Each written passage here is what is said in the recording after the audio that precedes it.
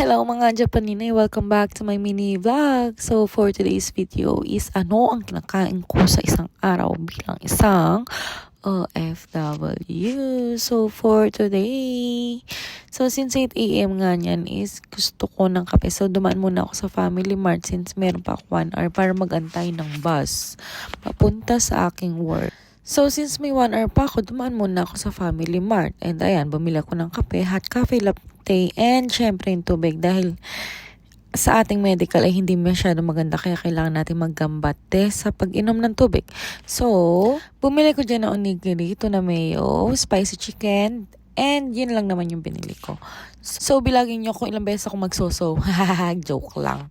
And ayun na nga, hindi naman madalas lagi ako nakain sa mga ganyan, sa mga convenience store. Nasakto lang na ang tagal kasi ng oras. Kailangan ko magantay na 1 hour para yung bus is papunta, ano daw? Ayun, hindi ko na alam kung ano i-explain ko. Hindi, joke lang. Yung bus kasi is meron pa ako 1 hour bago siya dumating. Ay, hindi ko talaga alam kung paano ko sisimulan yung bus na yun.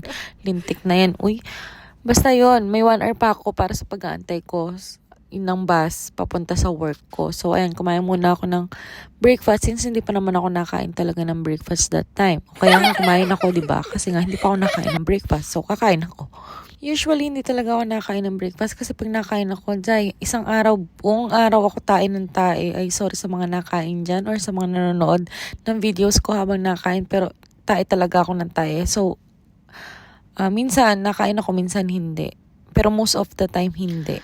Baka nagtataka kayo, sobrang ang chubby ko pero ang unti ko lang kumain. Konting kain ko lang ay busog na ako. Pero minsan, yung mga nakikita nyo sa videos like pagka nag-food vlog ako or magkasama kami na labas kumakain, hindi ko na ma-explain. Hindi ko na alam kung paano ko sisimulan. Basta yun, pag may nakakita nyo kumakain kami sa labas, sobrang unti ko lang kumain. Kaya yung kasama ko is nagagalit sa akin. Kasi nga, order ako ng order, tapos hindi ko na makakain, siya ang uubos. So, ako ang taga-order, siya ang taga-ubos. Ganon. So, fast forward, nakarating na tayo sa work and nakapag-work na rin ako that time and so lunchtime ko na. So ayun yung lunchtime ko. Thank you sa mother-in-law ko kasi pinagluluto niya ako ng lunch pagka day off siya. So pag day off naman yung Diyosawa ko, siya naman yung nagluluto ng lunch ko. So pag ako yung day off, wala akong pinagluluto kasi medyo hindi sila sanay pa sa Filipino food. So malaking adjustment yun dahil iba nga culture nila and culture ko.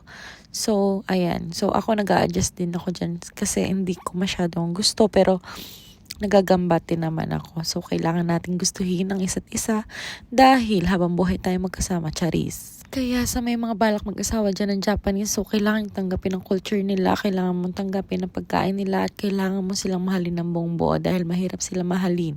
Ay, nako, mahirap talaga pero go lang. Kung mahal nyo ang isa't isa, go na go lang dyan.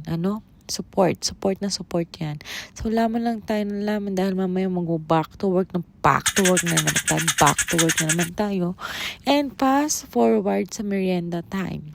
Dahil what I eat today lang naman ito, So, ayan, banana bread ang gawa ng aking Diyosawa. Oy, made by yours truly yan, mga Jai. Dahil nga madalas nagre-request ako sa kanya ng banana bread. So, ayan, nanood siya sa internet. Tapos yan, gumawa siya ng sarili niya. Para nga naman araw-araw pag gusto ko, magagawa niya ako. So, ayan, ni-request ko. So, niluto niya. Thank you so much. And thank you so much. So, kala mo naman hindi na mag-away araw-araw. Kahit araw-araw mo nag-away. So, ayan, merienda time na yan. And yan na din yung last meal of the day ko. And yung ininom ko is kokwa. So, yun lang. Thank you so much for watching. Sorry, sobrang boring and sobrang ikli lang ng mini vlog na to. Pero yun lang talaga. Sorry guys. Bye!